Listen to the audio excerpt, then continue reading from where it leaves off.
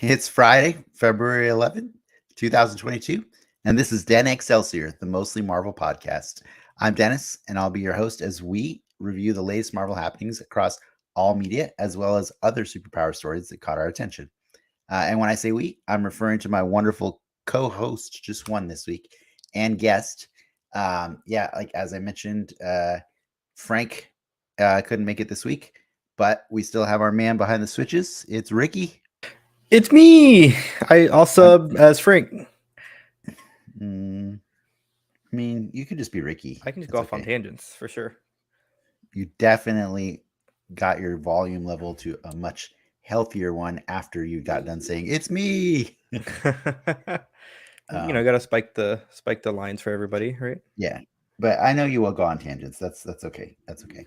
But at least I have somebody here to help keep us on track a little bit. So we are fortunate to have a special guest joining us today, fresh off getting his HBOMAX service back up and running.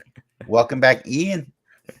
Hey, thank you very much. I'm happy to be back and happy to be able to talk about HBO shows. Can I go off on like a small tangent real quick?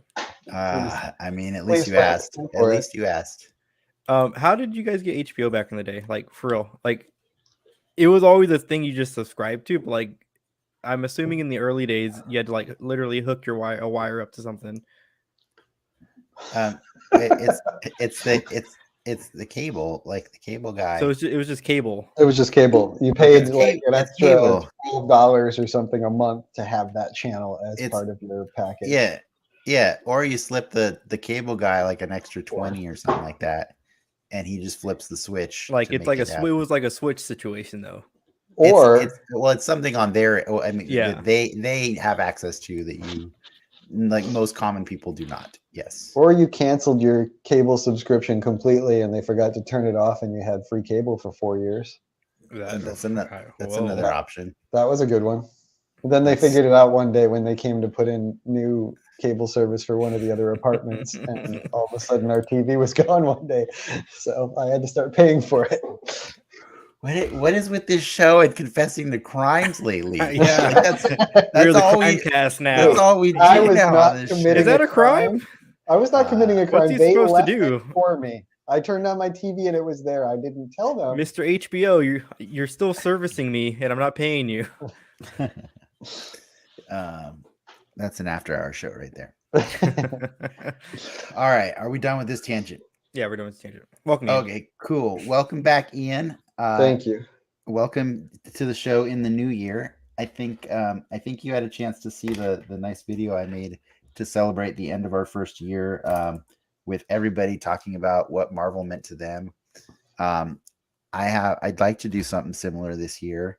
Obviously, it won't be quite as surprising because everybody now knows my ulterior motives. Right. But I did want to ask everybody for the first time on the show this year a new question, since we're talking a lot more about DC stuff, at least for this first few months of the year, and probably more throughout the year, because they've got a nice slate of stuff coming.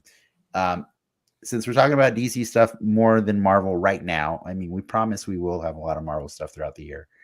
I wanted to know what nerd content outside of Marvel gives you life and why. Oh man. Well, I mean, Marvel and DC have always been sort of both there for me. I like that DC's always been, at least part of DC's always been a little darker in probably color scale, not just on the story content, but in actual color scale. I grew up on Batman. Saves money, baby. Yeah, it does. It does. You don't have to use all that ink. No, I grew up on Batman and Green Lantern. Those were my jams as far as the DC side of things goes. Mm-hmm. you know, I was a child of the 80s, so you know, my Batman had the gray and blue and yellow, and he had a big ass cape, and he was cool looking. And you know, as we went in towards the 90s, when we got some Tim Burton Batman movies and stuff, I was at that like formidable age where it was like all of my heroes from my youth were starting to show up on screen, and it was awesome. And by all, you just mean Batman and Superman. I mean, just Batman. I mean, you got a Batman I shirt mean, on right Superman now. was cool too, but Yeah. I was there for Batman. I still don't feel like we've ever gotten like a really good take on the Green Lanterns, and I'm hoping that one day that'll change. But you know, hey, what are you gonna do?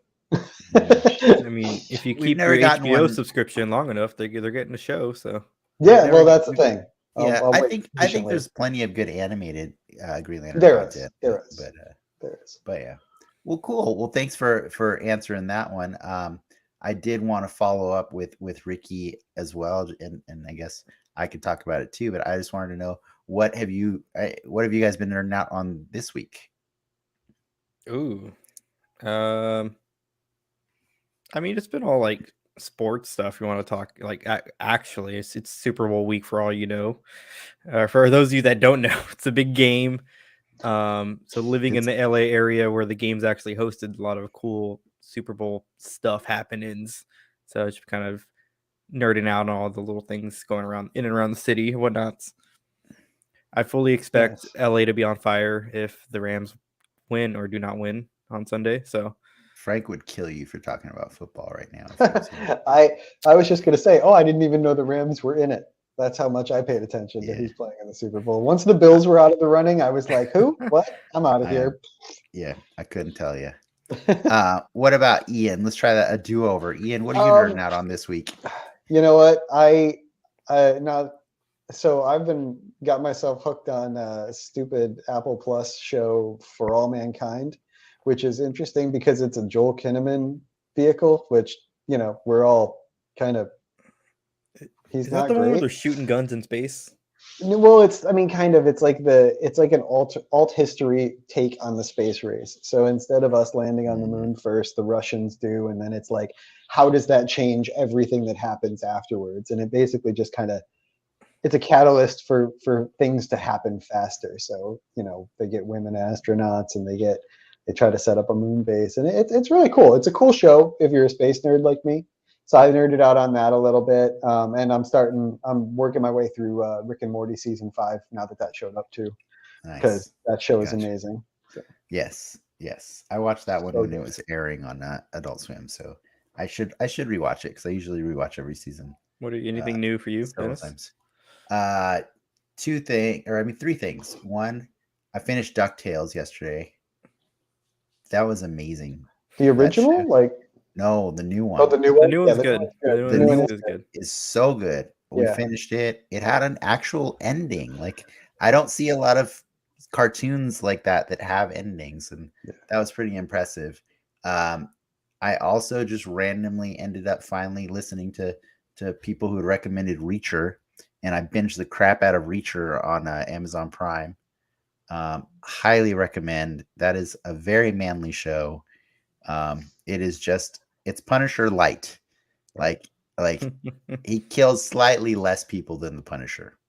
That's the guy from Titans, right? Yes, isn't it? Yeah, he's Alan Richardson. I've always liked Alan Richardson ever since Blue Mountain State, and I've always waited to see him get the spotlight in that show. And he is huge, man. He is huge, and he just fits that role. And they write it for a buff giant man, you know. So there's a lot of jokes about his size, and he plays it well. And I wouldn't say he's John Cena level acting. I'm pretty sure there's a moment where he had to cry and they CG'd a tear onto him.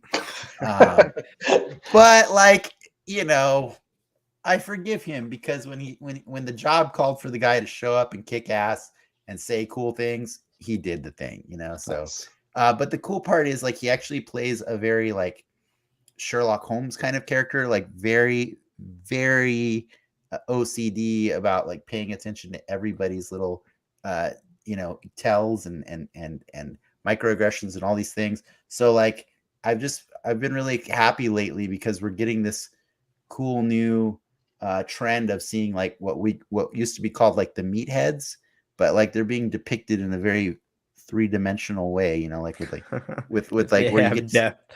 they have depth, and I think They're that's a just- cool thing. They're not just all muscle smash. I'm not here to say like it's really nice to see, you know, white men getting the attention they deserve in media. No, like I'm No, of not saying course. that, but I'm just saying like it's cool that the specific niche His specific white guy is the getting specific Right, niche of yeah. action hero type trope, the big muscle bound dudes are actually being shown, like, you know, John Cena and Alan Richardson have been doing, and in a cool different way. So I Well, appreciate that. if you're liking DuckTales, if you have been watching something, After Party on Apple TV, it's by the Lord and Miller Lord duo. Yeah, I Little think murder I mystery. think Travis recommended that to me the other day. The actually. kind of gimmick is it's Tiffany Haddish as the detective leading he's this murder, he's gonna tell me all about but it now. each person's take on what happened is its own like genre movie, and it's pretty funny. Nice. Like Ben Schwartz is in it, and he has like his recounts is a musical, and it's pretty funny. And then you have like the Fast and Furious version of it. So I dig it. Cool. It's not That's over yet, cool. but we're definitely caught up. Yeah. And then the last thing I've been nerding out on is actual comics. I've been I signed up for a month of DC. I figured it's been about 15 years since I've actually sat down and actually But read. why did you sign up for a month of DC? I signed up for it because they had an $8 deal where I get to read DC comics and I get to have Fortnite skins and Nice. and you know, like I had a giant backlog of stuff that I've wanted to read, and it's pretty cool. I've been reading Brian Michael Bendis's Superman, and I love Bendis. I love him so much, Yeah. and it's weird. It's weird to like read him doing the DC universe, but I'm digging it. It's nice to get my toes, you know, back in that pool. And then I've been. Go ahead. oh no, I was actually gonna spoil some of the news, so I'm not gonna do that. I'm not gonna talk about that. I was gonna say, the other thing that that's been watched around here a lot is I've been working my way through Ultimate Spider-Man on Disney Plus with Ezra, because he's gotten super into Spider-Man, and he's like way based on into- Brian Michael Bendis. I was gonna say that's the segue there, is that it's my Bendis fix lately. Yeah. It's good. It's a fun show. It's He like was got a lot of ridiculous stuff in it. But He's it's executive producer on that show, right? Yep. Or Yep. yeah, I thought so. Yeah. Yeah, and I mean, if you read the Ultimate Comics, it pulls a lot of the storylines in and stuff. But like, Yeah. I had actually recently just read one of the comics that I got from the library, one of the Ultimate Spider-Mans, and it was the Spider-Verse, one of the Spider-Verse takes, and they did like a 4-episode take on that. So it was like the comic that I just read, they did the actual show. So Ezra was like, that's the one from your comic. He was all super excited when Spider-Ham showed up. So I was like, this is great. Yeah, fun. Coulson's the principal. Fun fact: that's actually my favorite Spider-Man cartoon. Yeah, I can see that. That's my preferred one. It's just the right amount of silly and action and yeah, continuous story going on. But anyways, I think we gotta move this show along. I appreciate anybody who hung out listening to all this stuff. I do have some formalities to get out of the way. I chose to save them for after the chit chat this time around. As advertised, we'll be putting a spotlight on Peacemaker episode 7 tonight. But before that, we have some nerd news to discuss and a round of trivia that we like to call Contest of Champions. I don't know why anybody's ever used that name before. It's so perfect for this. No. For those of you joining us live, don't be shy. We'll be checking the comments regularly. And if you can't get enough of us, you should visit patreon.com/denxmedia, where you'll find a variety of creative offerings, including recent episodes of our live after show, The Soapbox. I mean, that's mostly what you'll find there right now, but there's a bunch of older stuff there too. A lot of content. There is content there. Patrons get exclusive access to chat with us. And even better, like sometimes they just get to be a guest on the show. Do it. But if that's not your thing, don't worry. We'll be releasing it to the public next week. So there you go. I think, are we ready to move on? We're ready. Let's get into some news.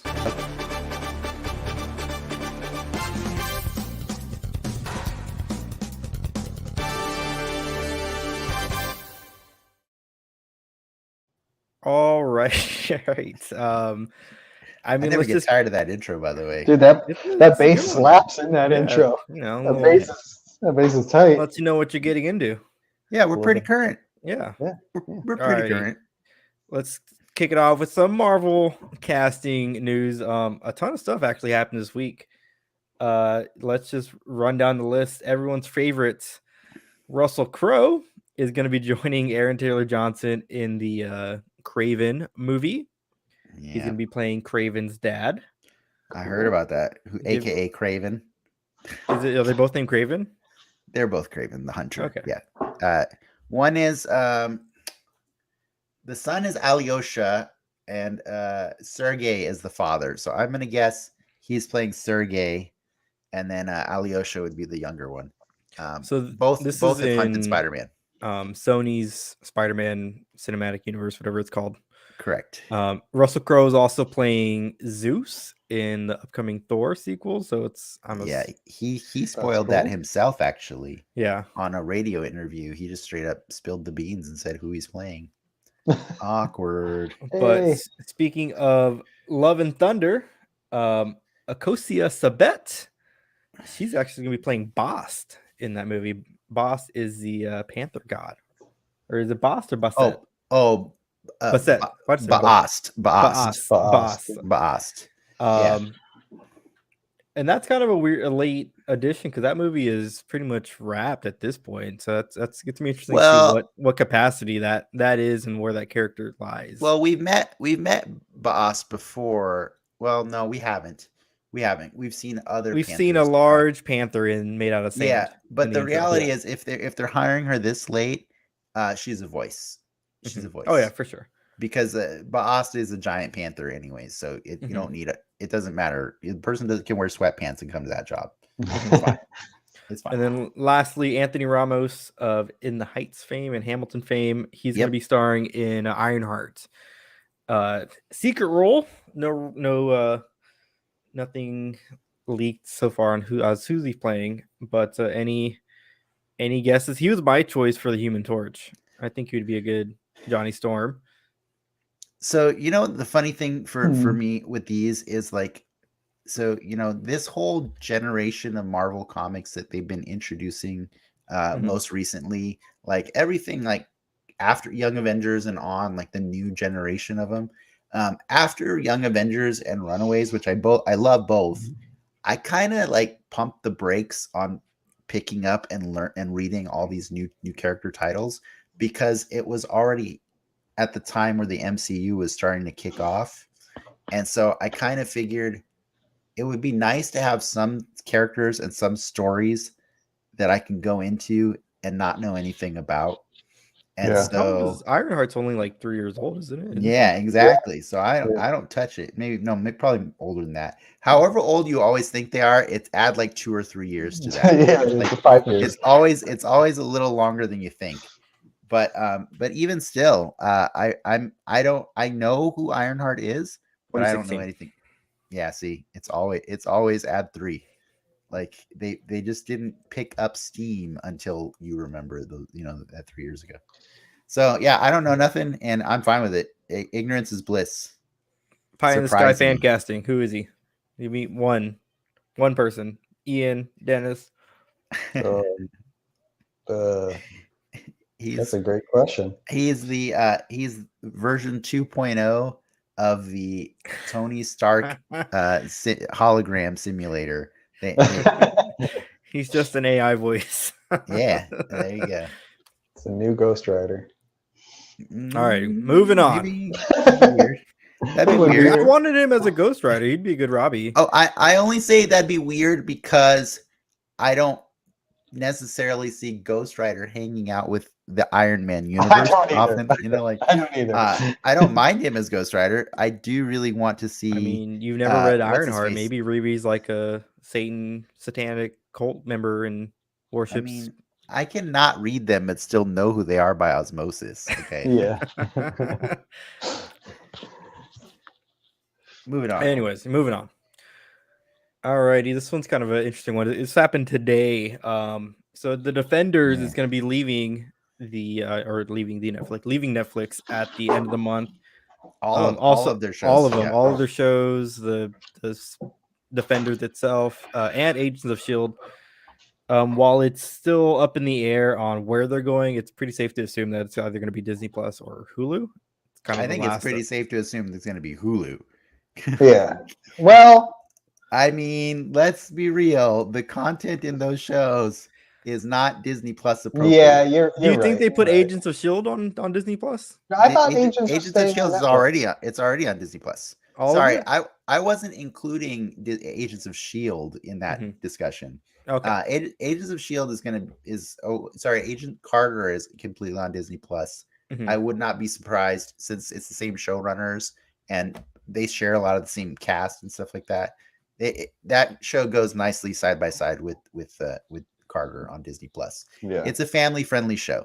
All the Netflix ones not family friendly. Oh my god. No, especially like episode 1 of Jessica Jones, seasons. A lot of boning.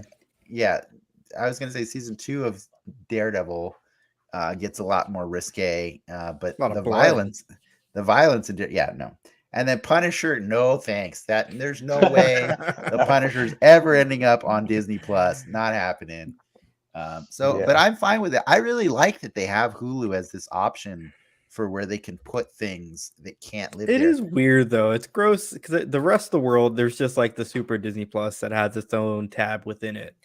Oh, for sure. But like, I mean, we could get into the morality, the imposed morality of Disney. But like, the reality is, like, we're not complaining that most X-Men movies are on Disney Plus. But if you want to go watch Logan, you got to go to Hulu, or Deadpool, or Deadpool 2. You know what I mean? But those live there. They're not going anywhere. They are priced accordingly, so that if you have both of them, it's equivalent to having a Netflix. So yeah, exactly. Exactly. It's fine. As of right now. I would not be surprised if these end up on Hulu within before the end of the year. I would think sooner, honestly, because it's from the language used in the reporting, it just sounds like the rights for having those shows are over. So well, I mean, before the end of the year includes tomorrow too. Just so that's fair. That's true. It's true. Last bit of news. We got kind of a new trailer. So ahead of the Super Bowl, one can assume that we're gonna get some new trailers for some movies that are coming out. And it looks like DC's spot came out a little early, and they kind of had this weird amalgamation of all of their upcoming slates. So it was Aquaman, Black Adam, the Batman, and the Flash. But kind of the interesting came out of that. You had a lot of first looks at Black Adam and then the Justice Society, but I know I was able to catch it. Ian caught it. Were you able to watch it, Dennis? I watched it way before you even shared it because I was doing research for the show, and it appeared on IMDb when I got there. It came out of nowhere. Yeah, and I watched it, and I watched it several times, and I forgot to I forgot to share it with you guys. And then when you finally shared it, I'm like, oh, good. I'm glad you were that excited about. I forgot to share it. I had already watched it 3 times before you shared it, and I actually really loved it. It doesn't show you much. Content-wise, story-wise at all, but it shows you that DC is coming to play this year, man. And I'm so excited for that because they have had so many missteps, and let's be honest, it's part of it is they don't put out a lot of content yearly, you know what I mean? And so they're finally, that was kind of like the smartest trailer you could do because you save money by having everything in it. All these stuff from the Flash and the Batman and Aquaman, that's all been out there. But listening to Keaton talk was not out there. No. So you got a little bits here and there. Yeah. And seeing Hawkman in his full Hawkman glory, oh man, that looks awesome. And not looking cheesy. Yeah. Hearing Pierce Brosnan as Dr. Fate, so cool. All of this is so cool. I'm so excited at the idea of a villain getting his own movie and and we get to learn, we get to see the Justice Society through his eyes, and we get to see everything through his eyes. That's really cool. Spoiler for anybody who thought Black Adam was a superhero, he is not. I was chatting with Ian before for the show, and it's like the DCU is kind of an exciting place right now because you get the sense that their backs are against the wall in a lot of ways in respect to the Marvel stuff, but they're willing to do, I don't say crazier things, but try experiment more. They're doing a Batman movie that's totally standalone, but for the sake of storytelling, that's probably for the best. But they're willing to take that risk and know when to parse their stuff out or keep it together.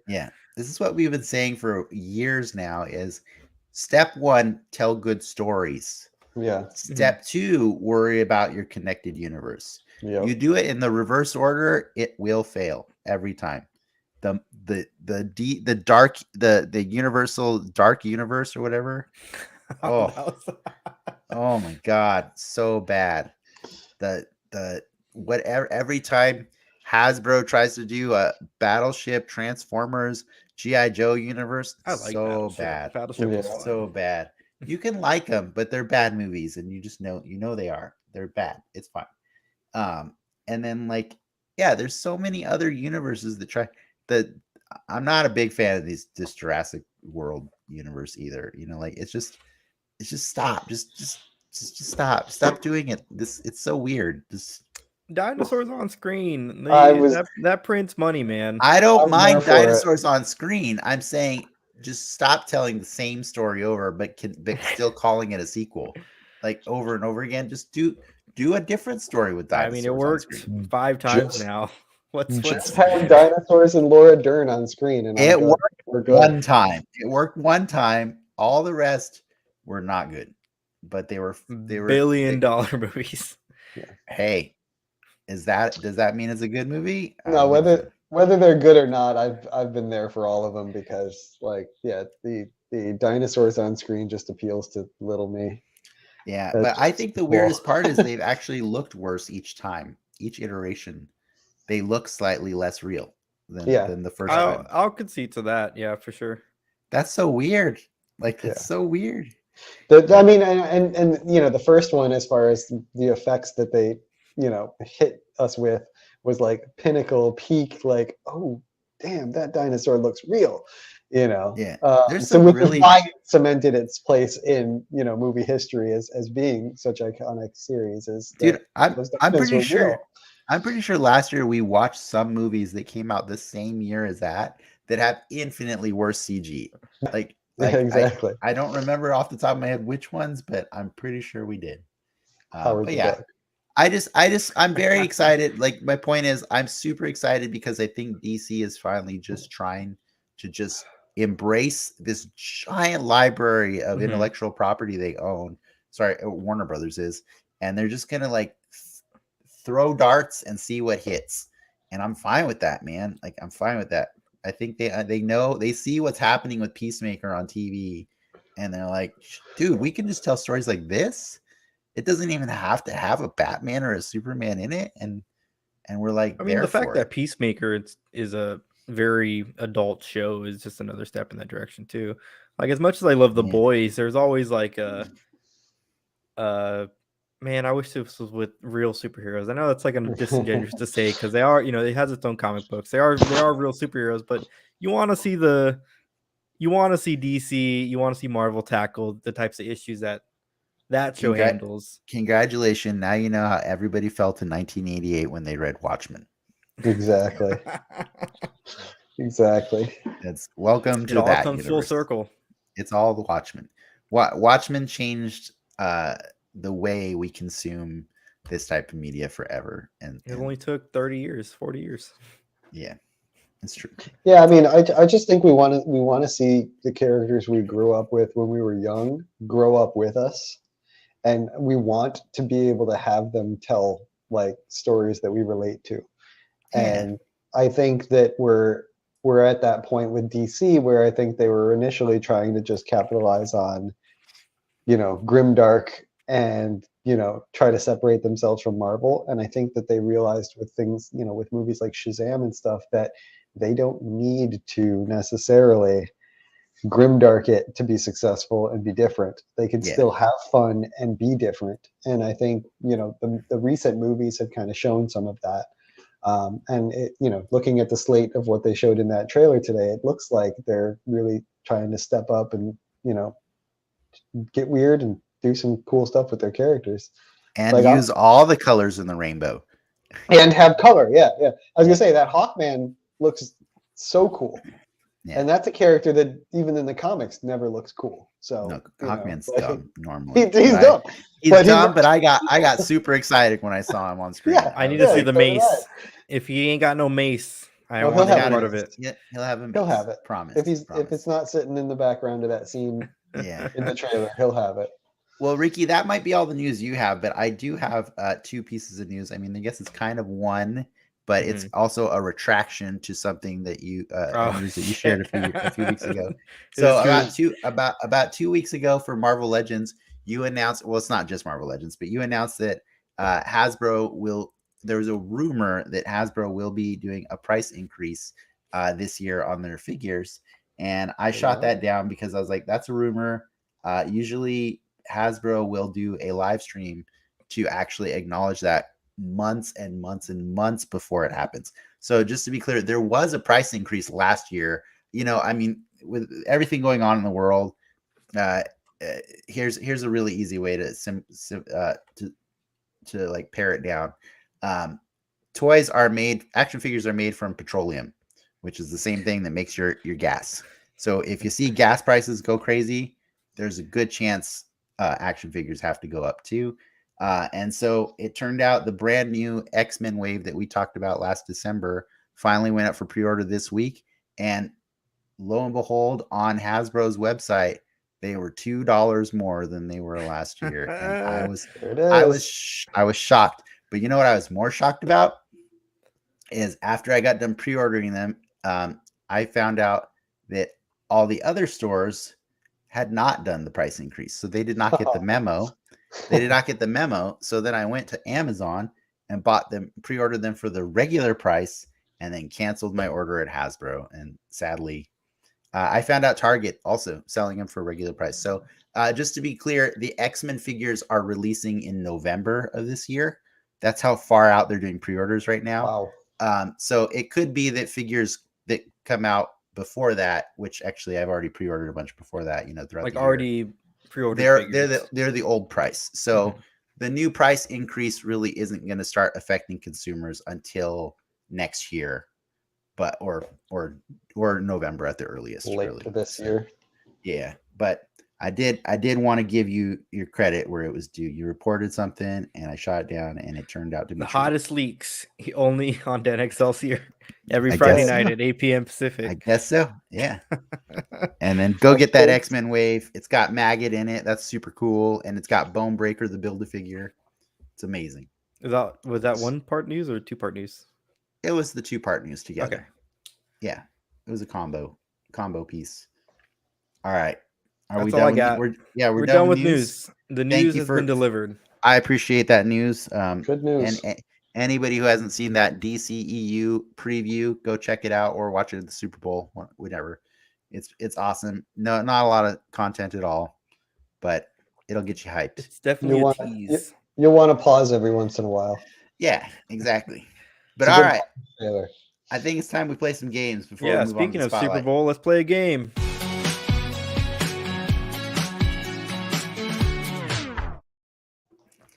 That was a nice segue. I like that. That was good. It's getting better each week. So I talked to Frank about this one today. It was my turn to put the game together. For its Contest of Champions, we like to do Marvel trivia every week, different kinds of games. We all take turns putting them together for our guests and for our co-host to play.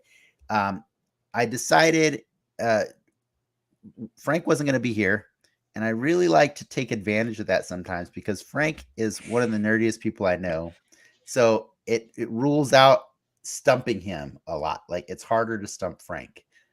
But with no Frank here, I think it's really easy to stump you guys. Easily stumped right here. Yes, I'm easily a so. stumpy. So I decided to take that into account and also think about the fact that we are the Mostly Marvel podcast.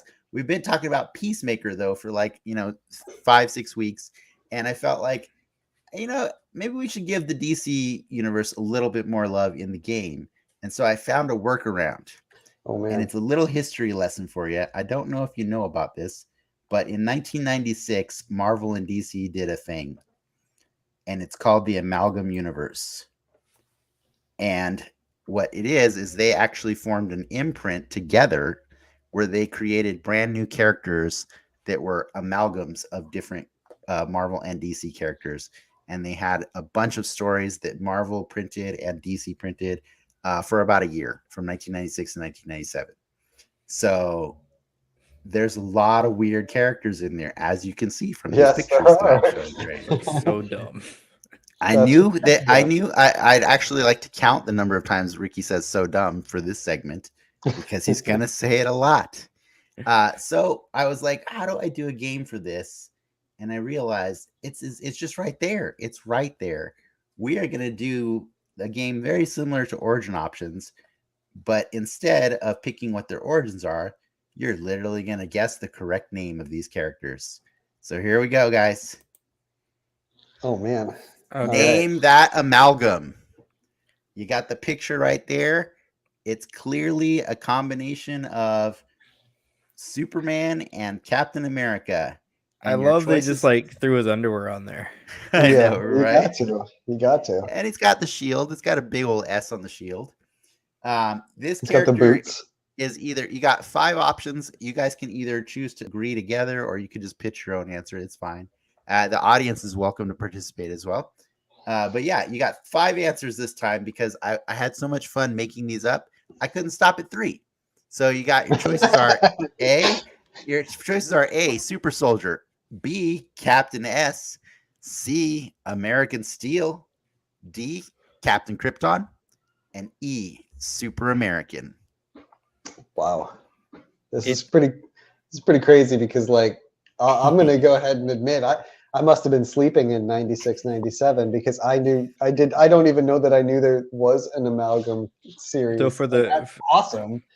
And I'm going to throw my hat on D, Captain Krypton, because that just sounds cool. For the listeners, this is a amalgamation of Captain America and Superman. Yeah, I said that. I don't think it's Captain Krypton. It's got to be American Steel or Super American. I'm gonna go C. I'm so glad I could pick something that Frank would have easily nailed all 5 of these questions. Oh, I'm sure he would have. American Steel. All right, that's where I'm locking in. And Selena, also, I just want to throw that out there because we got a guest from the audience. Selena guessed A, Super Soldier. And the correct answer is Super Soldier. It is the most boring ass answer ever. There's number 2, so dumb, from Ricky. Does he have a real name? Does he have a real name? Yes, his real name is Clark Kent. During World War II, government scientists developed a super soldier formula based on experiments with cellular samples from an alien corpse. They administer the formula as well as solar radiation to a young man named Clark Kent. The mixture of the formula and the radiation give Kent incredible powers and abilities, including super strength, heat vision, and flight. That's your super soldier right there. That's pretty cool. That's a pretty lame name, but yeah, it's the dumbest name. Yeah, it seems so easy. I would have figured they would have tried to get something they could trademark. Let's be honest. The other 4 that I gave you were all better than Super Soldier, right? 100%. Absolutely. Even Captain S is better. All right, moving on. Batman and Wolverine combined. This is like every nerd's fantasies come true, and it did for a little while. But your choices for the answer for what his name are A, Darkclaw, B, Batverine, C, Fang, D, Nightblade, and E, Vampire Bat. Oh man, he does have fangs. Fang would be the cool one. He does have them. but I don't think that. I think Fang as a name is too cool for. I mean, considering Super Soldier was the first one, I feel like Fang is too cool. I'm gonna go with. By the way, that was Nightblade with a K for everybody listening. Yes, I was gonna go with Nightblade. To make it extra. I'll go Vampire Bat. Nice. All right, we're gonna give a few seconds to anybody in the audience if they want to guess. Actually, I could always show their guess afterward. There it is. This character design looks like a ridiculous bee. You're not wrong, Seacow Soda, and Selena is guessing Batverine. You know what, Selena? I wish you were right. But this character, I should point out, was the most popular character in the Amalgam universe. This character's name is Dark Claw. Dark Claw. That is bad. His claws aren't even dark. Man, I don't want to read the full story, but Logan Wayne's parents were killed. Then later on, he moved to Alberta, Canada, with his uncle who died. Then he joined the Weapon X program, where they found out that he had a meta mutant gene, and they put adamantium in him. Blah blah blah. Him and his buddy, what was it? Creed H. Quinn, which was a hybrid of Sabretooth and the Joker. Oh my.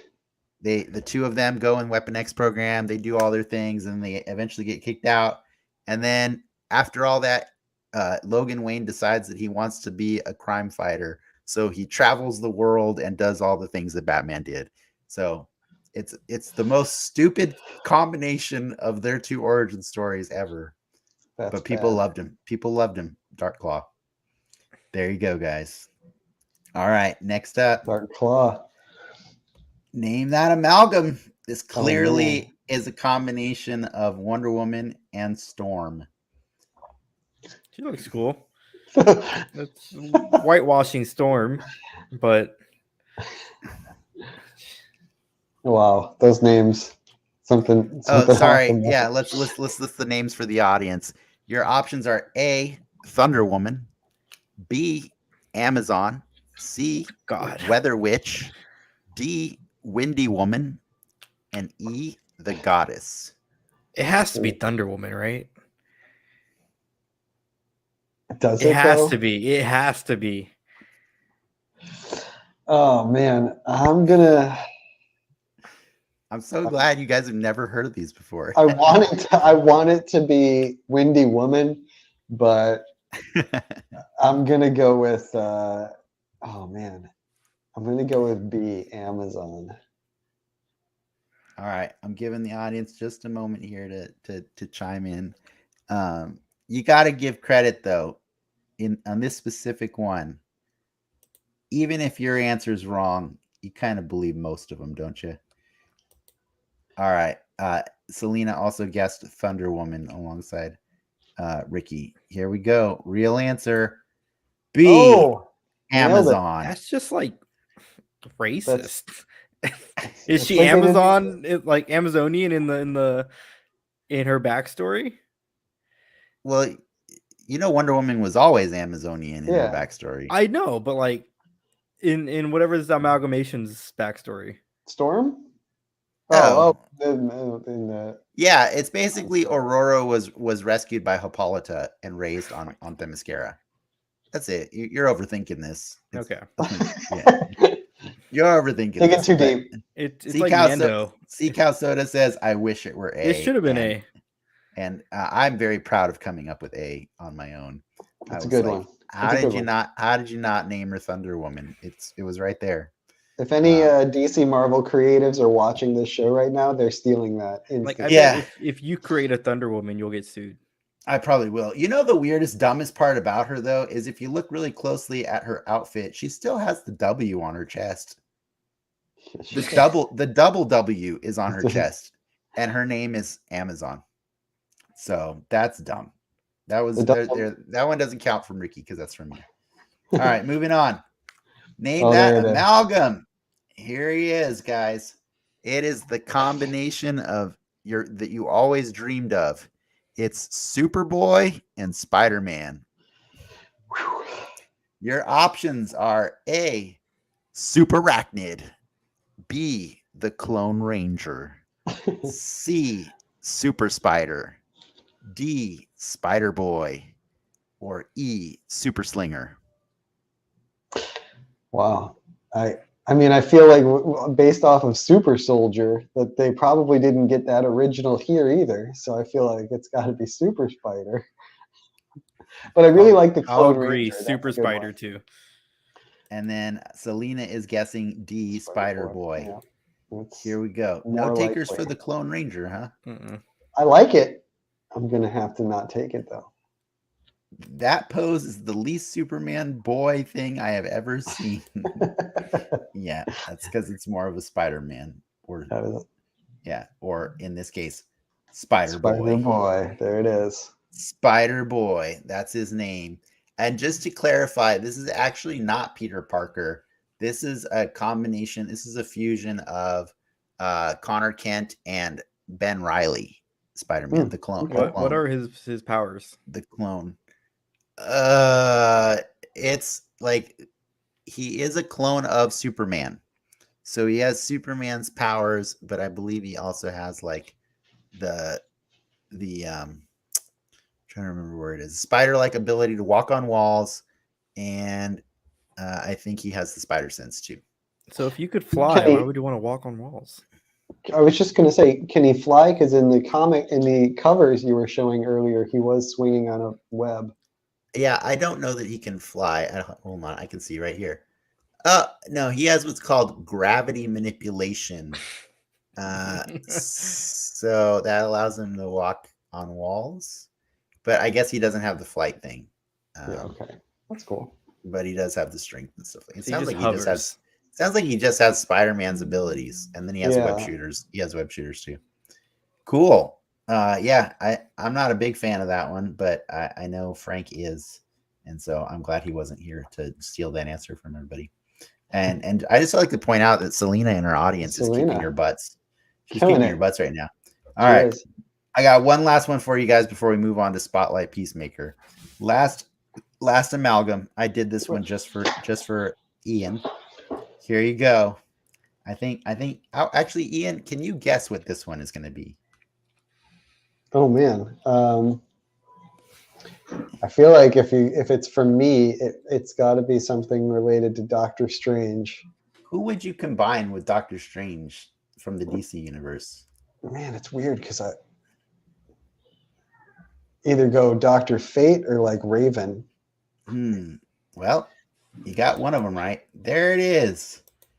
Nice. Okay. There is this guy who Doctor is clearly Strange. a combination. He's clearly a combination of Doctor Strange and Dr. Fate. But I'm going to give you a little hint, actually, to add to this. Not a hint, but a little bonus. He's a three-way amalgamation. He's actually Professor X also. Oh. His name is Charles Xavier, but he has the helm of Naboo, and he's got all of Doctor Strange's stuff going on there too. He is a weird, crazy character, but yeah, here are your options for names. And I apologize, I might have gotten a little away from myself on one or two of these, but here's your options: A, Dr. Strange. B, Professor F.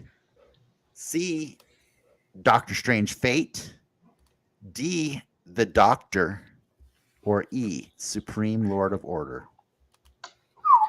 Ooh. Doctor Strange Fate sounds pretty good. Oh man. Let's see.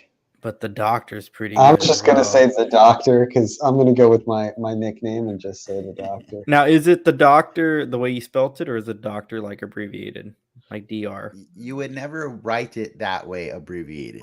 Yes. The DR. It's comic books. No, he looks cool.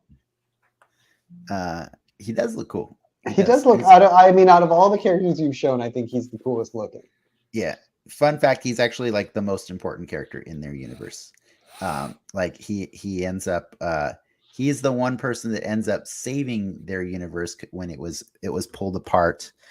He actually possesses the Marvel Doctor Strange for a short time, and manages to. He's going to recreate the amalgam universe in the Marvel universe, and then Strange ends up pushing him out, but to be nice, he creates a pocket universe where this character and the entire amalgam universe can live forever. So they still exist. Their universe is not folded on yet. So, I love that our audience is filling in each other on what's going on.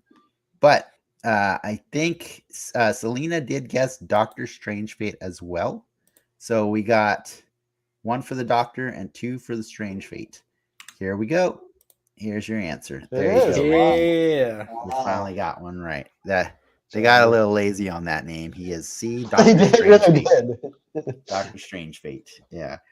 Just thanks again to C Cow Soda for recommending I input Doctor Frange as an option. I had to put it in there. I knew you guys wouldn't guess it, but I loved it anyways. I like it. Cool. But yeah, if you wanted to find the amalgam universe, you got to go on the internet because it's pretty hard to find these. Yeah, is it on any of the streaming? No, reading you're not gonna services? find. You're not gonna find these on or easily on either DC Infinite or Marvel Unlimited because it's actually a separate print that they like a publishing collaboration that they made. You know what I mean? So you'd have to go buy them on Amazon in trade paperbacks. But yeah, that's the thing they did. Way to go, Marvel and DC. Almost feels like it would be worth the investment just for the nostalgia cheese factor. It's pretty cheesy, and yeah, I'm quite surprised that you missed it in the entire thing. Yes, Seacow Soda, I did tell you that Professor X was in there. I think, or maybe I didn't, but it's okay. That's why I threw Professor F in there as an option. I wanted to make sure that was a possibility. But anyways, yeah, cool. Thank you for playing that game. I enjoyed listening to you guys deliberate and figure out. So I think it's time to get onto the meat and potatoes of the show. Let's do it. I thought you were going to say some more stuff. Oh, I was not. Nope.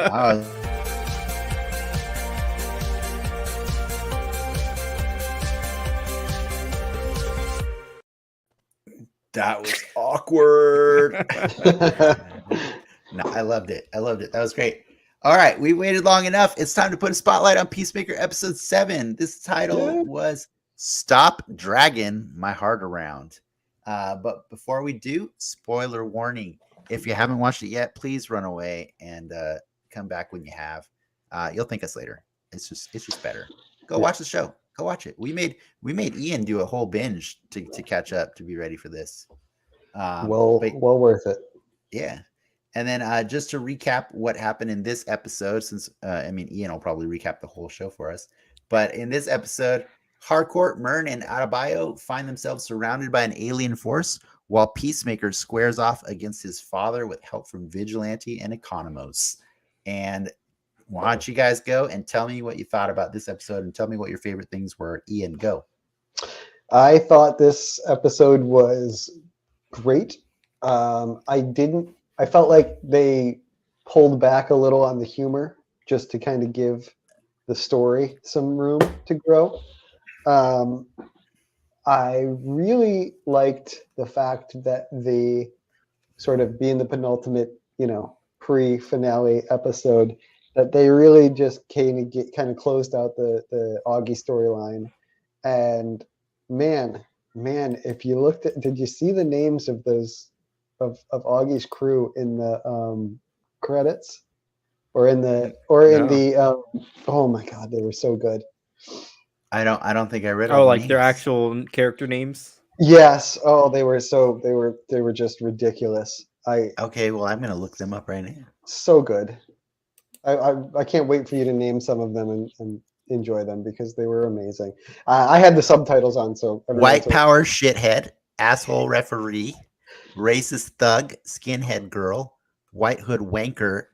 Yeah, that was pretty good. They were so good. Those are pretty good.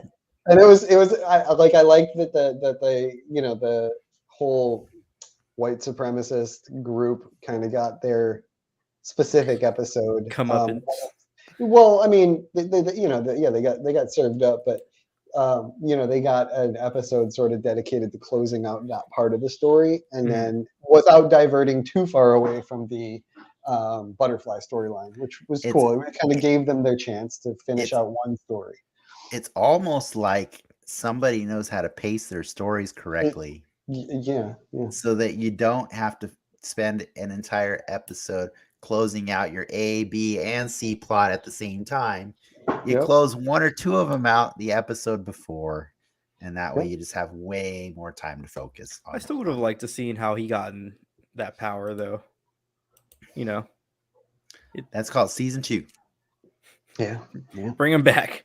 Yeah. There's no reason. I'll agree with Ian, though. Like, I did agree that this was like a little more of a serious episode. To that extent, though, I don't like Vigilante. Really? His little moment post White Dragon execution, or how do I call it, execution, post Peacemaker killing his dad. It just it struck me weird. Like I did not like that at all.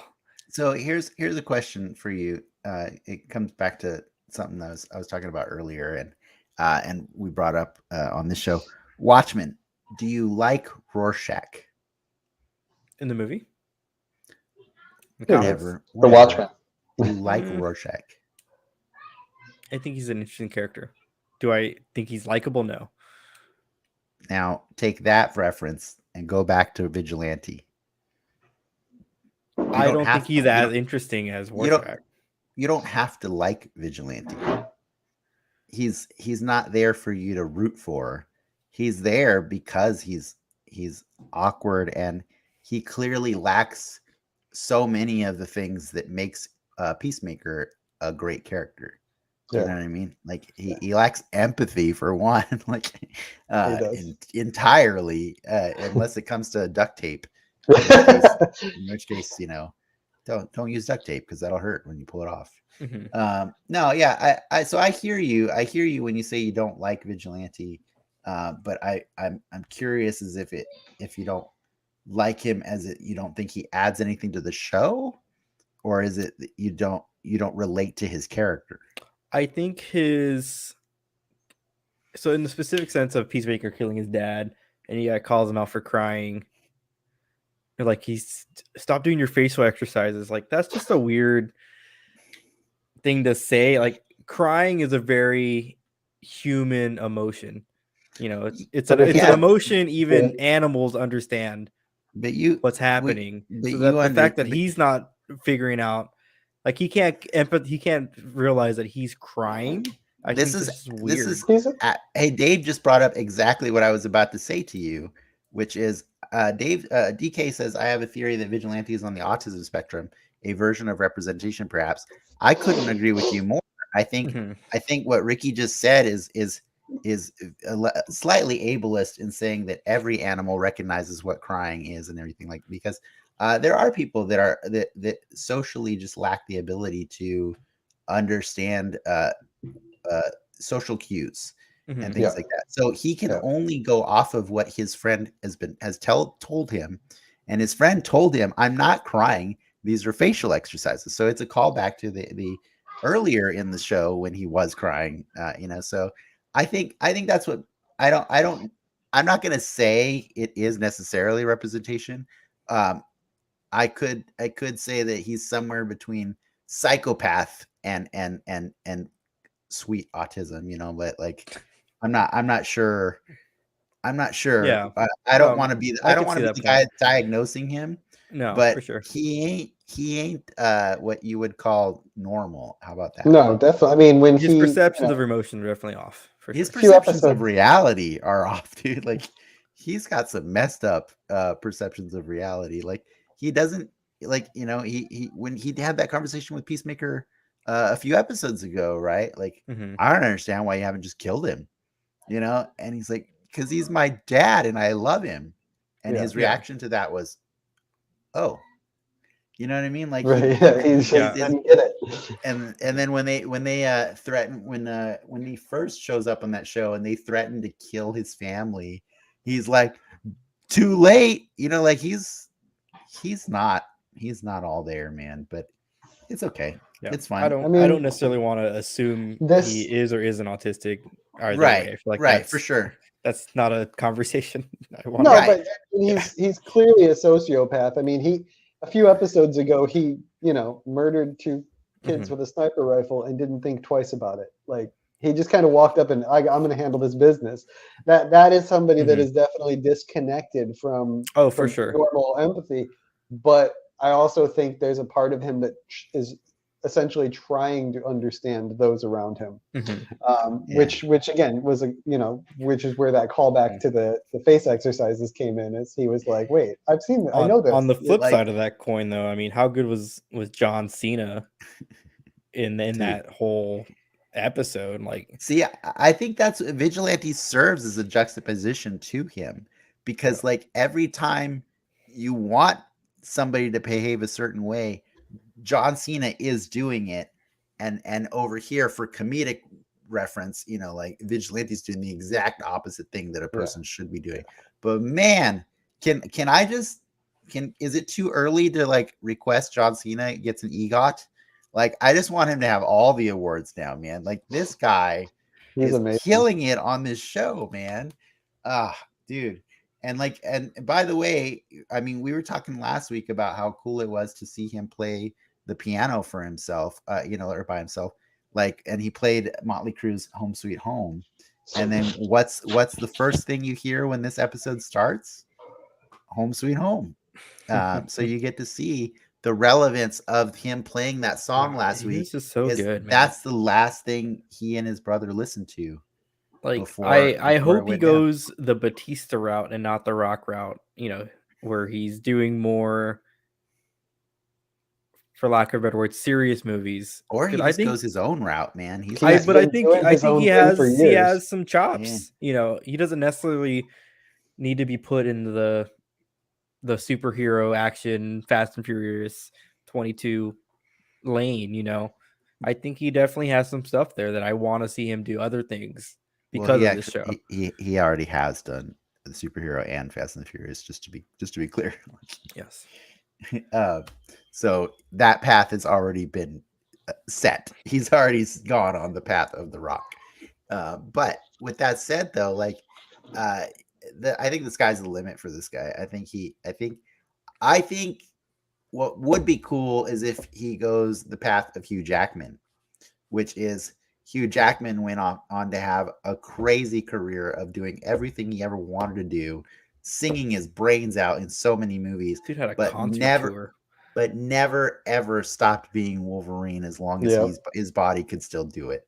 And I would be totally fine with Peacemaker going that route, where like we just keep getting Peacemaker because it's such a damn good show, and and then go let him do all the other things he wants to do. But I'm so happy with this show. It just fills me with joy.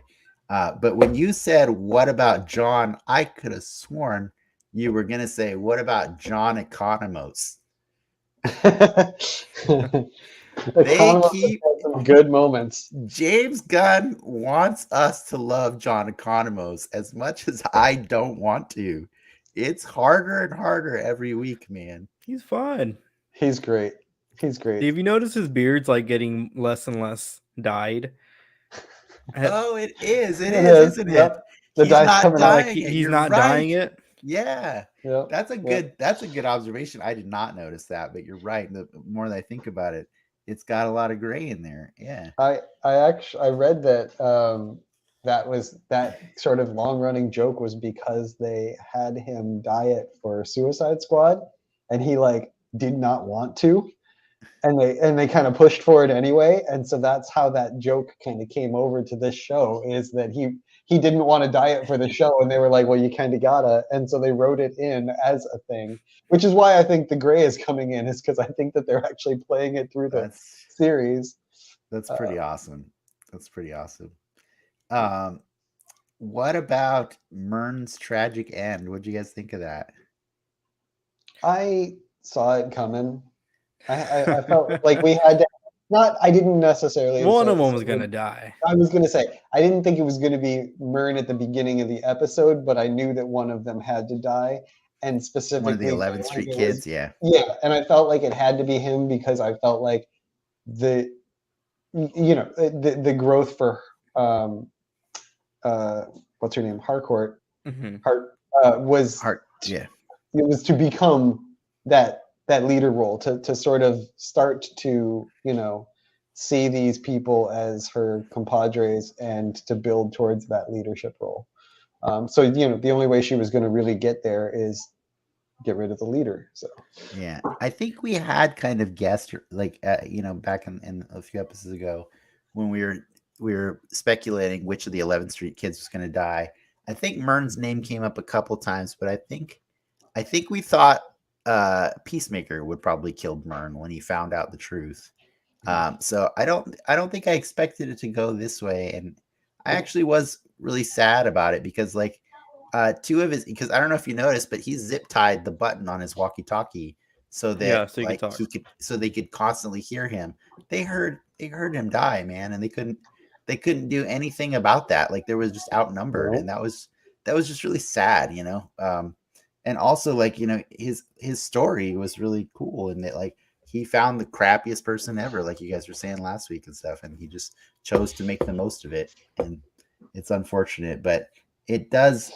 I think he made the most of it by bringing together this team, right? So, Yeah. like, Mhm. this team can could carry on his legacy of doing good for the world. So I yeah, like the idea of him dying. I like the scene in general. I think logistically it's a little broken it's because, weird like, to me that they left an alien body on the ground of a motel and then bailed.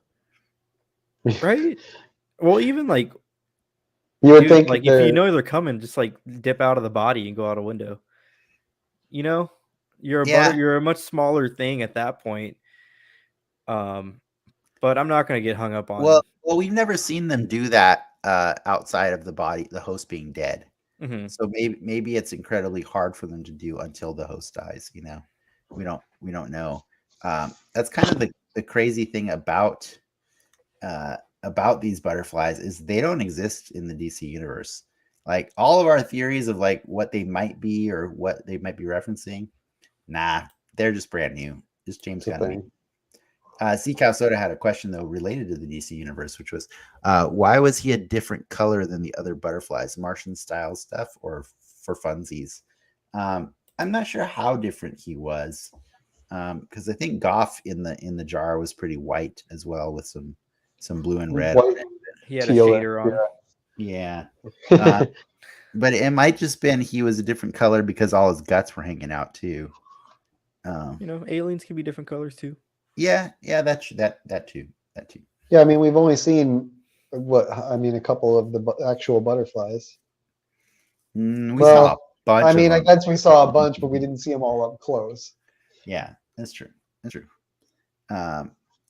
There was definitely more green, but I took the green to be his guts for sure. Yeah, His inner blue. fluids. Yeah, I definitely saw the guts, and the whiteness maybe pale from dying. I'm not sure, but yeah. But C. Cow Soda said we did see a huge swarm. Speaking of whiteness, what do you think of the white dragon himself? Ah, man, I love Robert Patrick for doing this. He's doing the Lord's work, man. What's Every that time, pitch like? Hey, I need you to play this super racist character. every now and then, I know this is a weird thing to say, but, like, every now and then, I am so amazed by a Hollywood actor that goes all in to play the shitty racist in a story. I'll agree. Yeah, if you're gonna do it, do it. Don't make it soft or don't. And, like, Don Johnson, Leo DiCaprio, Robert Patrick. There's just some actors there that just, like, they feel that it matters to the story. And, man, props to Robert Patrick for doing this, because he was just the ultimate despicable worst human being, right? Like, like, how much did it hurt to see him? The reason that Keith died is just that Robert Patrick was running a pit fight with his two sons, man. Dude, for a show that has prefaced its opening credits each week with something sort of hilarious and Followed by, do you really want to taste it? Followed by that, like to go into this episode and to have that be the intro, like, you know, and being a dad, I was just watching that with just like horror in my, like, just like, no, this is all so horrible. No, it was awful. It was awful. Yeah, I was curious as the father of two sons, what you Oh. thought. Like, I mean, like, do you wait till like they're a few years older? Yeah, when do you start fighting? When does the pit fighting start? Like, what's I the mean, like? it's already started as far as they're Yeah. concerned. They're just, you know, they're jumping off the couch onto each other and throwing You each take other all Venmo over for your anyway. bets? At a certain point, you Yeah. just see the money come in, and you're like, well, you know. Thank you, DK, for adding another racist to the list. Kenneth Branagh in Wild Wild West Oscar performance. Oh God, I forgot that was him. Debatable, but I do think that man. in general, these actors, you know, when they sign on to do this, they know they're playing the villain. You know, like, because I know a lot of people like to say like the beauty of playing a character is everyone's a hero in their own from their point of view, and that's probably true. But like at the same point, on the same token, you know, when you're playing the leader of the clan, that you're not playing a redeemable character, and so what do you do with it?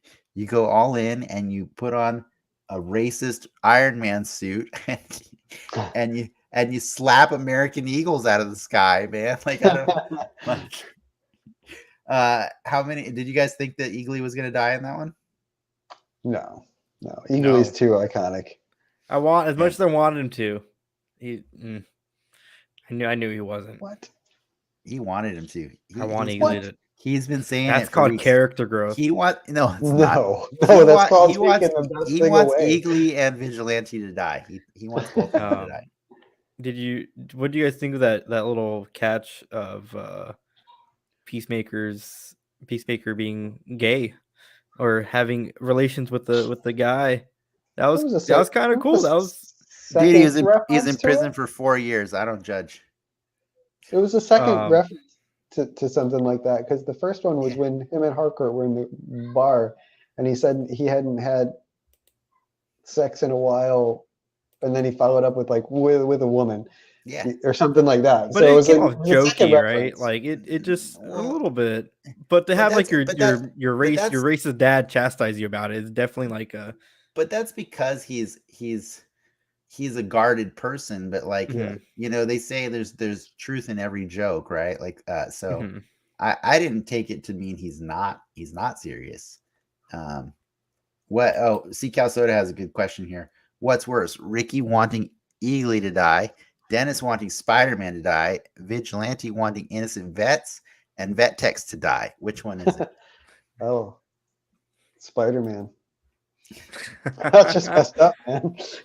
I only want Spider-Man to die so that everybody can know the pain that I've experienced all the times he's died in the comics. True. That's it. It's not that I don't want him to stay dead, or that it's not that I do want him to stay dead, rather. Yeah. But what did you guys think of the raccoon joke? I thought I'm curious funny. what Ricky thinks of it, because I think there's more to it than I think he knows.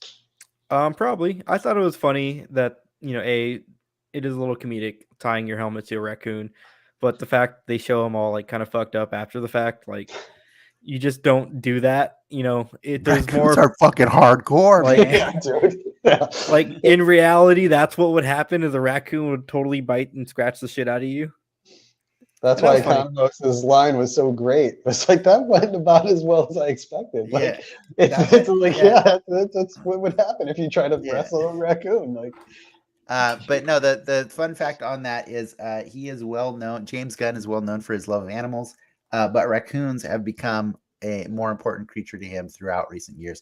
Even before Guardians of the Galaxy, he has actually this other movie with like a raccoon puppet, right? Like I can't remember the name of it, but it's like it's an old James Gunn movie, but it's a raccoon, or maybe it was a show that didn't ever see the light of day. It's like a raccoon buddy cop detective like show. It's weird and dumb. But yeah, James Gunn's always just loved raccoons, so it kind of tracked that he would throw that in there. But he has also said in interviews before that take it for what you for what it is, but like he's said that Rocket Raccoon is the character he relates to most out of all of his franchise characters. Nice. So he just had to throw a nod in there for that, I That was guess. pretty good. It was good stuff. I thought it was Yeah. funny. What was it? Was there anything else? Oh yeah, back to really quick back to what you were talking about that intro. Yeah, for me, I think I've sung the praises of the intro video every week. It was very uncomfortable to watch it right after you see a grown child die. I was like, I don't think I want to taste it. I don't. Oxymoron, grown child. Well, like he's not like 5 or something like that is what I meant to say. But yeah, no, that was He's doing the worm. Dude, that was He's just so rough. doing Yeah, the you worm. set another panic for parents. Hey, mom, he's doing the worm in the next room. What? Yes. Yeah, that scene was tough. Sorry, I was trying to find this raccoon thing that I will look for it later. I mean, it's a little bit of the Guardians playbook, right? Show childhood trauma, Well, yeah, I mean, show growth, and then kill dad. Yeah, I mean that's Yeah. that's kind of James Gunn's thing. That's James Gunn's playbook. It's not Play just the music. Guardians. Play It's not cool music. what you're seeing is not just the Guardians playbook. This is the James Gunn playbook. This is why the Guardians work so well, is because it followed his playbook. Yeah, exactly. Yeah, but I mean, yeah, there's a lot of James Gunn there. But you know what I thought was also interesting is, did you see who this episode was directed by? Enlighten me. Brad Anderson. He did The Machinist. Yep. Which is a very tragic story featuring Christian Bale. Sorry, got super skinny. Where he got super skinny, and it's only at the very end of the story that you find out he had a really tragic flashback where he accidentally killed a kid. And that is the reason he's never eaten. He doesn't eat food. So he's lived with this trauma. Spoilers, by the way. I just spoiled The Machinist. Great movie. But I just thought it was interesting that that they wanted that guy to come and do this episode to really capture that flashback moment, because in a lot of ways it's him kind of redoing the traumatic moment in The Machinist. So I thought that was cool. It's really a niche director. Yeah, it is a niche thing, right? Like, show me childhood death. Hey, you're really good at filming childhood death. Can you come and do this episode of Peacemaker for me? There's a lot of non-childhood death in the rest of the episode, but really, yes, I just want you for that part too. Were you guys surprised by the cow or the whole situation at the barn that they're gonna raid or whatever? No. No, because it's James Gunn. Because I know James Gunn. Something weird. And I've seen Slither. Yeah, exactly. And when I saw that thing, it just screamed James Gunn to me. When I saw it's shaping up the cow. I had expressed my grievances of like having like a hive mind situation. And in a sense, it's the same thing, killing the food source, but I appreciated that it's not just it's a little more nuanced, right? Like, all right, you kill the food source, and then they specifically say like in 3 to 4 weeks they'll die because they can't eat. And that thing does look like it's their slave. It doesn't look like it's there voluntarily. You know what I mean? Like, it's hooked up to a bunch of machines. It doesn't. So, I like that it was a literal cow.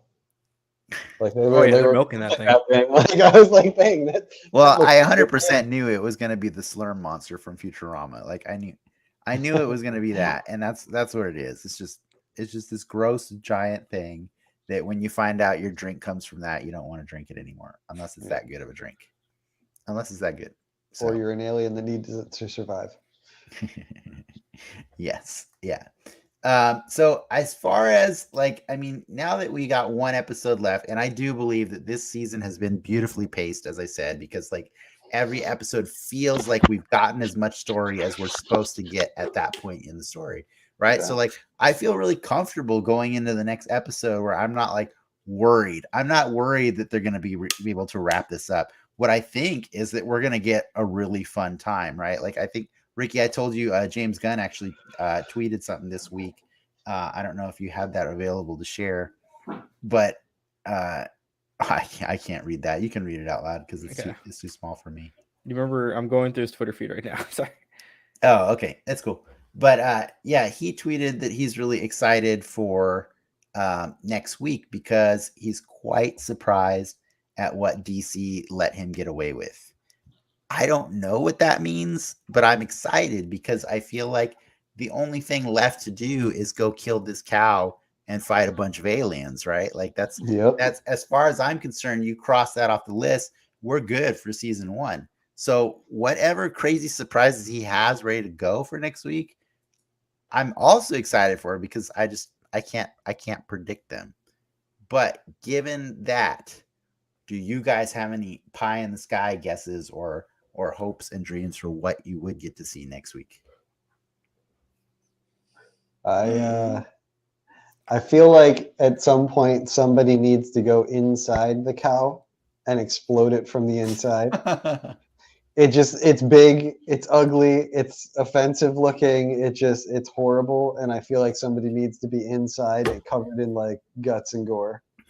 I mean, there's the entire police department are butterflies, so there's going to be a high body count, a very high body count.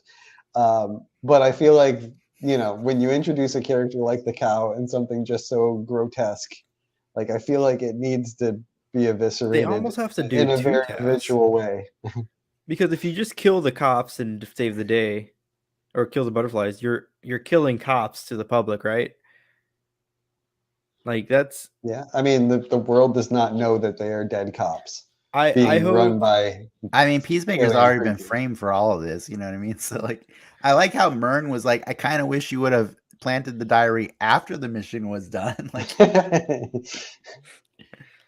Myrn was okay with the assignment. He's like, whatever. It's I don't know. Someone big showing up, a big name.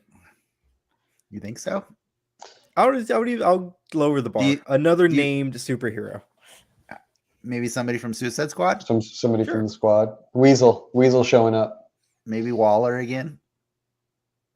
I think we're going to Waller I think we're going to get a Waller appearance for sure, even if it's just a quick one, because of her, her association with her daughter and everything. But I do feel like, like it would be cool if they had another Suicide Squad character show up. Specifically, even one of the ones that we, don't know if they're dead or do know that they're not dead. So nobody wants Peacemaker to ride the cow, like, and maybe like ride it into like the city and like destroy things like King Kong or something. Like, no, it's not like that. It wasn't really as exciting. Yeah. I know. I was taking a shot there at another stupid show. Yeah. Okay. And then I guess the only other question, like, because I honestly don't have a specific want or request or anything that I need to feel fulfilled out of the show, because I've just been taken on such a fun ride. But I am curious, do you think that another 11th Street kid is going to die next week? Do you think the rest of them are making it out? And I do include Eagly on the list of 11th Street kids. I told you before, I don't think Eagly's dying. I don't think that Eagly's dying. I don't think that one of the other 11th Street kids is going to die. I could maybe see Judo Master dying. I feel like Judo Master's kind of wearing out his welcome at this point. Like, I was just going to say, like, he just basically shows up, eats some Cheetos, and kicks somebody's ass. He just steals a car, right? Like, handed to him. He got his ass kicked. I like that little exchange when he mentions the vigilante, like, oh yeah, where's Judo Master? And then he's like, whatever, fuck it, like, I don't have time to deal with this. Like, Are they I like did- there's still that moment from a couple episodes back in the series where Judo Master was about to drop some knowledge bomb about the butterflies to Peacemaker as they were facing off in the parking lot before he got shot in the chest. So he's holding some important information that we're gonna get. And I it feel would like be nice. It would be nice if he got to talk one more time and tell us something. You know, like, why are you doing this, Judo Master? Like, what?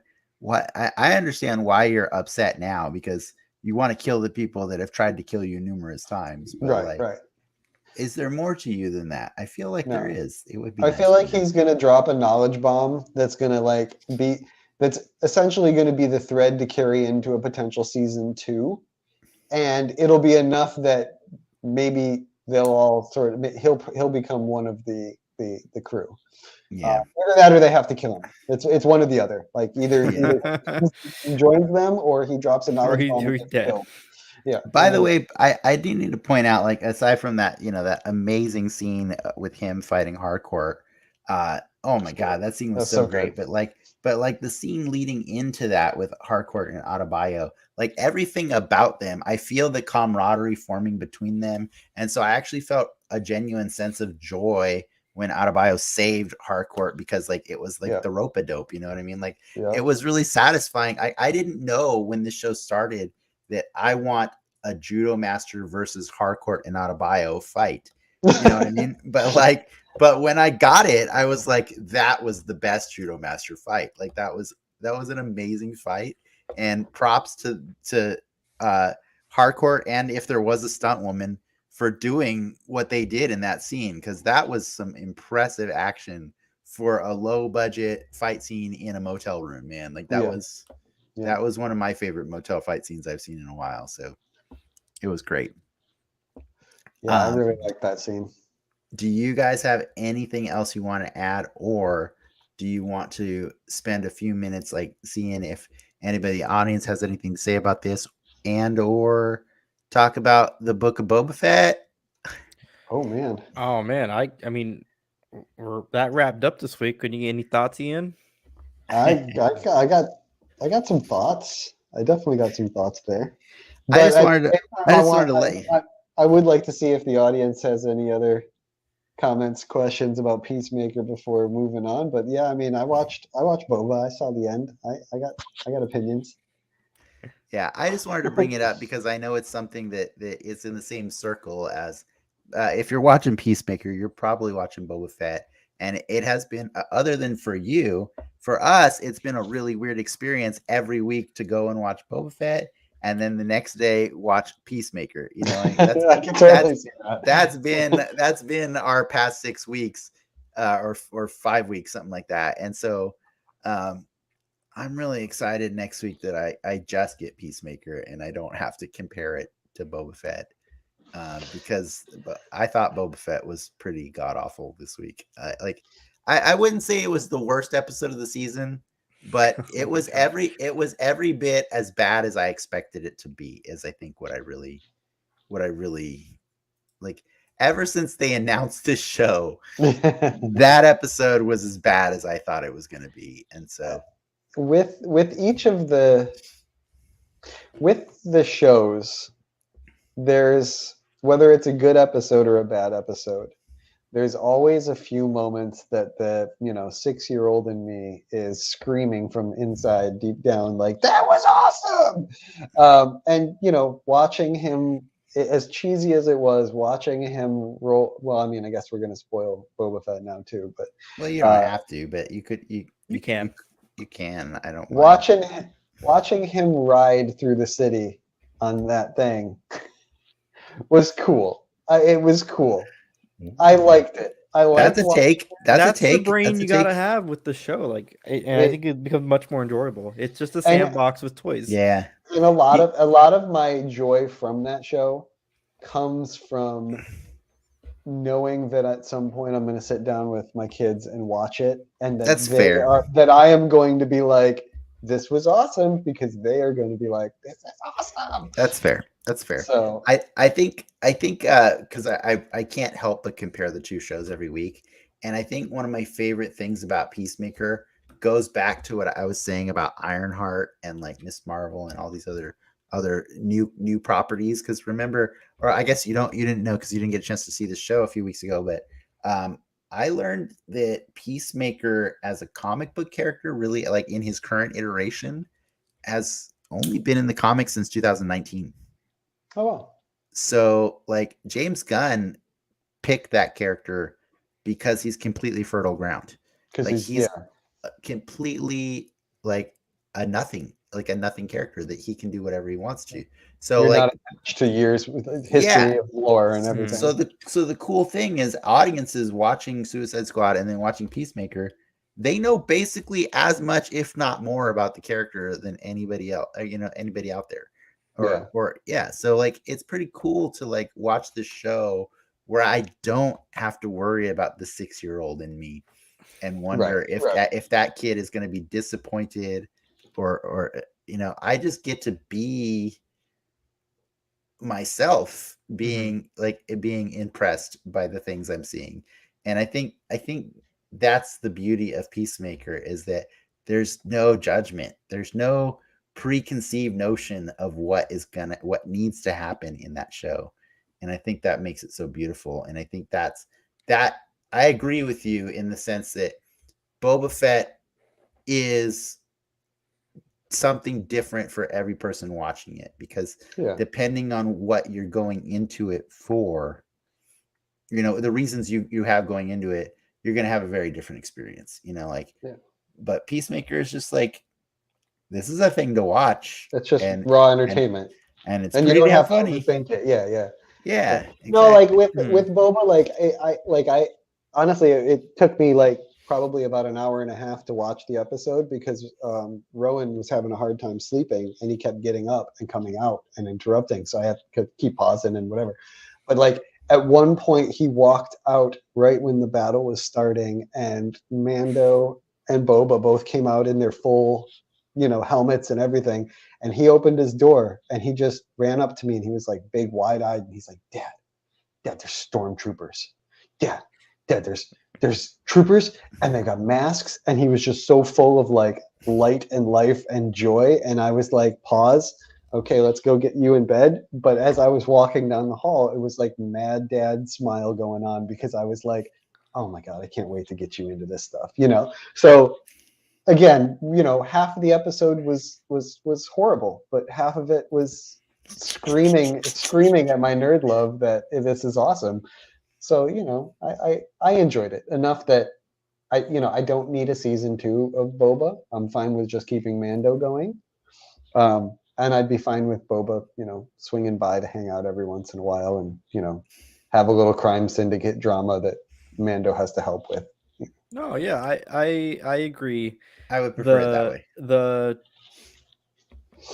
Boba Fett's path was set the moment they decided to reintroduce him in Mando. Yeah. To bring Tamora Morrison. Like, that's the Boba Fett you were going to get. Whether you wanted it or not, an older Boba Fett is the one that we got. So watching the show through that lens, just like, all right, it's just fun. It's toys. They're all toys playing. I'm not here for I don't say I'm not here for the story, but I'm not here to get super into the nitty-gritty of it all. I just want to see the cool Mandalorian dude do cool Mandalorian things. And hey, the other Mandalorian dude showed up. That was cool. Luke Skywalker, awesome. Sign me up. And it was just fun. Like, it was just dumb Star Wars fun. And I'm happy that it exists. This is Fast and the Furious Star Wars is what it is. Yeah, no, it is. It is. And there's a cup of tea for it. Like, sure. I watch Peacemaker and I watch this character grow throughout the series, and I'm like invested in that growth, and I'm invested in the growth of all of the characters, the 11th Street kids. I watch Boba because I want to see some cool space stuff. I want to see some laser blasts, and I want to see some things that make that inner nerd go crazy. You got the knee rockets. I don't need it to fix all of Star Wars. I didn't ever expect it would. If anything, going into the Book of Boba Fett, I was like, do we need this series? Probably not. But show me some cool Star Wars stuff that I can show my kids, and I'm down. I'm in. That's You fair. know, I can it- appreciate that. I you can know, appreciate that. I look at each of those shows as like they feed different parts of me. You know, and Like I think I'd be Peacemaker feeds the adult in me, the one that's story driven, that's character driven, that wants to see people evolve and change, and I watch Mhm. Boba Fett because I want to see spaceships. You know, I'd be more critical of like the Obi-Wan show that's coming out later Yeah. this year I don't know because why. of that dynamic and where it's where it's set in the story. I think that Is a boring it's ass a time. it's a disservice to not handle that Careful there, Ian. conflict, especially if you're bringing back, Hayden Christensen. I would expect more drama and more story in that versus the Boba Fett show where this dude who doesn't really talk for most of his screen time prior to this show yeah. to have like a leading role, Yeah. Well, we'll see. We'll see. I'm not super excited about that one either because it's still the same people in charge. And also, like, I think it's going to make your universe smaller if his job is to go and lay low and watch over Luke for the next 20 years. It's going to make that universe smaller for every threat that comes to Tatooine that he has to fend off. They've Do you know already what I said mean? that part of most or parts of that show is going to be off-world, whatever that means. Again, like not cool because like he's supposed to be doing the job. He's supposed to be there. You know what I mean? Is Like, he? I have a feeling that the show is gonna probably be more focused on the lead up to heading to Tatooine and living there for 20 years. Yeah, that's what I'm okay, getting. Yeah. I could be okay with that, I suppose. I feel like it's going to be like immediately after the the events we know, and what happened between then and when he went and became a hermit. I think that there's going to be a maybe But even he getting already kids to a place of safety and things like that. That's going to lead in. I don't think we're going to watch 20 years of Obi-Wan just being an old curmudgeon in the desert. Like, do you I think know we're where gonna see the lead in. do you know where Darth Maul died? Tatooine. Yeah. He died on Tatooine visiting Hermit Obi-Wan. Yeah. And so what I'm saying is like that's my fear is like you keep adding to the pot and you end up with a really effed up stew. You just gotta he doesn't kill Darth Vader. Yeah, but I don't want him to ever fight Darth Vader again. Anyways, I don't want him to have anything to do with Darth Vader until New Hope. You know what I mean? I think it's cooler for the story. But anyways, what about Anakin? Oh man! All right, I'm cutting it now. Cut it. We definitely I let this go in a fun tangent because I just wanted to see where we'd go with it, and I do find a lot of interesting ways to compare Boba Fett to Peacemaker. Ultimately, Peacemaker is the far superior show, and so I hope that everybody enjoyed listening us to talk about all the things we loved. It was hard to talk about things we didn't like, but I think there was like one or two in there. Like Eagly, so that's and Vigilante. Like yeah, he's unpatriotic and unsympathetic of people with neural diverse issues going on. So we learned Ricky hates America is what we learned today. Yeah. So that's great. No, that tracks. All jokes aside, though, it is time to wrap this up, true believers. So you can check back with us next week when Frank should be returning, and we will be discussing the season finale of Peacemaker. By the way, I don't know if you know this, but the trailer, the preview for next week actually did call it the season finale, which gives me great hope that we're going to get many seasons of this show to come. But yeah, thank you to Ian and Ricky for nerding out with me today, and for everybody in our audience. If you guys would like to take a moment to let people know where they can find you, now's your chance. If not, I'll keep moving on with Don't this find speech. But that you can. What was that? Well, I was just gonna say you can find me on here in a few weeks at some point. Yeah. If there's something new to nerd out on. That's where I'm at. There you go. Nice way to plug our show. I like it. Yeah. And as for me, you can find us. You can find me here on this show. You can find me at YouTube at DenXpedia and Twitch and Twitter and Facebook and TikTok and all the different places. Instagram. Just doing all kinds of things. Taking pictures of toys. Sharing my thoughts on nerd culture and talking nerdy on Friday nights with these guys. So thank you to our patrons, which Ian included, for supporting our growth, and to our audience for tuning in. If you had fun, please remember to like and subscribe. We don't have a Frank here, so I'm just gonna fill in for him. You got to plug. We're gonna smash that like button the way Moochie smashed half of Tatooine. I'm calling him Moochie. I think he's Moochie. And check us out on Patreon and for our after show, which is going to be starting in a moment, the Soapbox.